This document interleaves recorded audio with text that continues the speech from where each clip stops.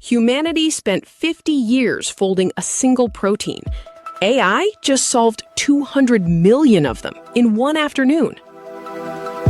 For decades, mapping a single 3D protein required years of painstaking physical labor using X-ray crystallography.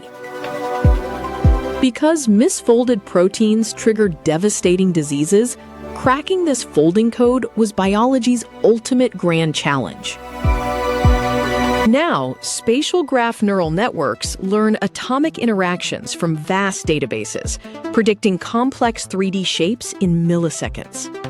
This lets scientists design custom molecular keys that lock on to target viral cells to block disease instantly.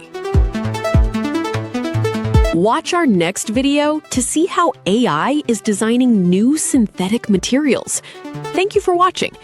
If you would like to watch more of these short videos, please subscribe and comment below what do you think about